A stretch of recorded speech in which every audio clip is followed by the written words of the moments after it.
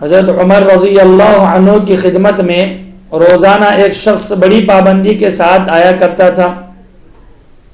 ایک مرتبہ ایسا ہوا کہ اس شخص کے آنے کا سلسلہ بند ہو گیا، تو حضرت عمر رضی اللہ عنہ نے لوگوں سے پوچھا، سوال فرمایا کہ فلاں بن فلاں کیوں نہیں آ رہے ہیں؟ لوگوں نے کہا، امیر المؤمنین وہ شخص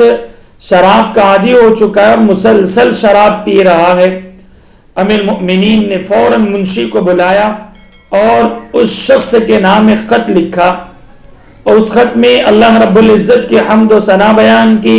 اور اللہ رب العزت کتنے رحیم ہے، کتنے کریم ہے، اور کتنی بڑی ذات اللہ کی ہے، ان ساری چیزوں کو لکھا، اور لکھنے کے بعد ایک شخص کے ہاتھ سے روانہ فرمایا۔ جیسے ہی وہ شخص خط لے کر نکلا تو امیر المؤمنین نے اپنے پاس جو لوگ بیٹھے ہوئے تھے، آپ کے پاس جو لوگ موجود تھے، ان کی طرف مخاطب ہوئے اور مخاطب ہو کر فرمایا کہ چلو اب ہم اپنے بھائی کے لیے اللہ سے دعا کرتے ہیں،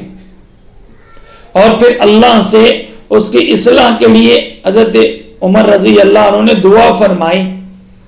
ادھر یہ شخص خط لے کر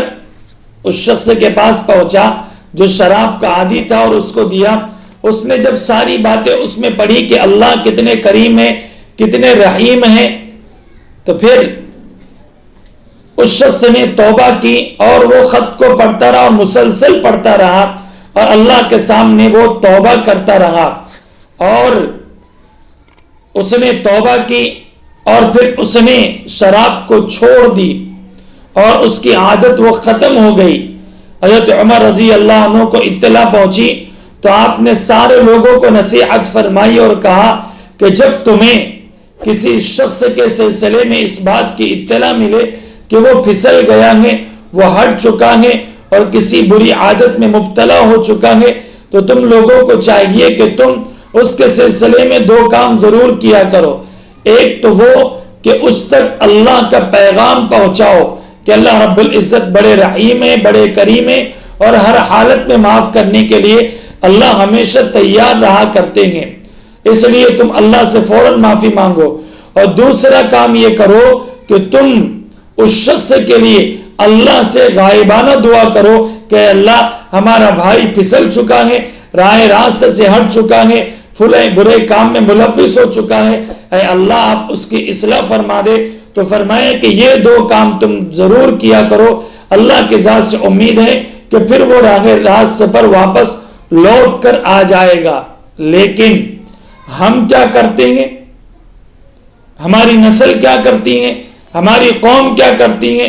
جب بھی دیکھتی ہیں کہ کوئی شخص برائی میں مبتلا ہے اور ملوث ہے تو ہم اس کو تانا دیتے، اس کی اصلاح نہیں کرتے۔ پھر اس کا نقصان یہ ہوتا ہے کہ وہ شخص اپنے اس بری عادت پر